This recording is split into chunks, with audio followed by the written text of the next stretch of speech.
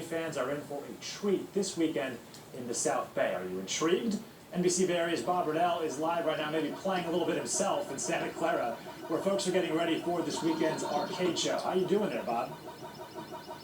Hey, Sam, I want to introduce you to my childhood girlfriend, Miss Pac-Man. I can't tell you how many minutes upon minutes I wasted on this growing up as a kid. And you think about, she was a cheap date. I'd get 30 minutes playing with her for only, 25 cents. And as you can see, I still got the math skills. We're here at Santa Clara Hyatt here in the South Bay, where they're having one of the world's or the country's largest classic arcade games, where you can come in here this weekend and you can test your skills, bring back, see if you still have the mojo from when you were a kid back in middle school. Here I am trying to master Centipede, a game I was never really into, and there's probably a good reason why, because I'm about to die. But all the games here are free play once you get into the venue, and these are all games from the 1980s, like, I don't know if you remember this game, Dig Dug, where you're this little guy, you go down to the dirt, and you have to take a pump and blow up these guys. It was a very, very violent game. You'll see what I'm about to do right here. Watch this. Look at the violence. Look at this. Look at this. Look at this. Oh, my gosh. That was just completely awful.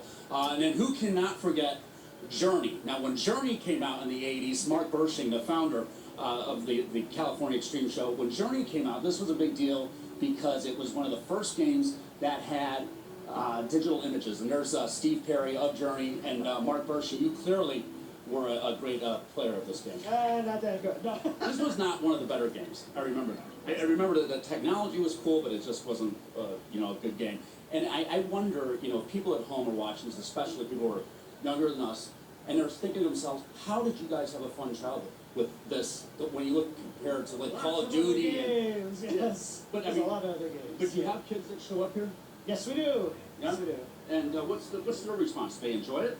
They love it. Yes. Yeah. I think one thing, if you look at what's going on with video games now, and I play Xbox at home, I play Call of Duty, the thing that I miss about these games, like Tapper, for example, is that these were actually in arcades. You actually had to leave your house, your couch, and sneak into the arcade if you're underage, like I did. With quarters. With quarters, and interact with other people. Right. You miss that? Oh, I do. I really do.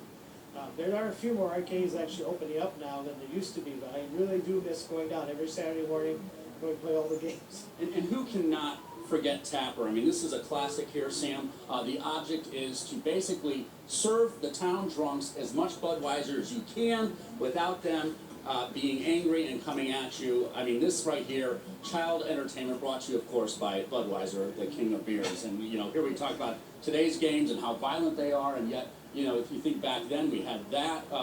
Jungle King, that was another big game. I believe that was an Atari game, correct?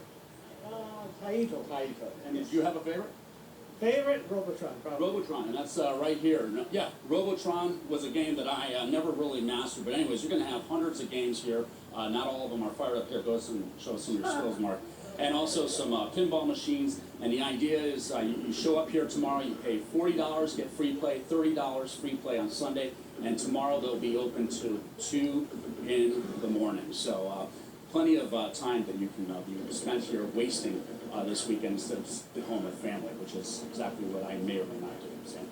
Bob, now that you've previewed every single game that has ever been invented from the years 1979 to 1990, can connoisseurs buy any of these at the arcade festivities? Are they arcade? Yes, you can. Actually, I think about 10 to 15% are for sale. You'll see on the sign here, this one's I think some of these are for sale. But yeah, definitely about 10 to 15% of them are for sale. I mean, and look in the entire room here. They got 22,500 square feet of video and pinball games, and they're expecting. Well, last year they had like 5,000 people show up.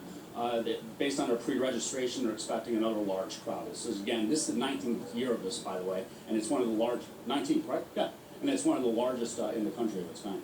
If you're a kid or a grown-up kid, that is just heaven on earth right there. Bob Riddell from the Arcade Gallery in Santa Clara. Thank you very much, sir. Well, if you notice a robot around thumbing it on the side of the road,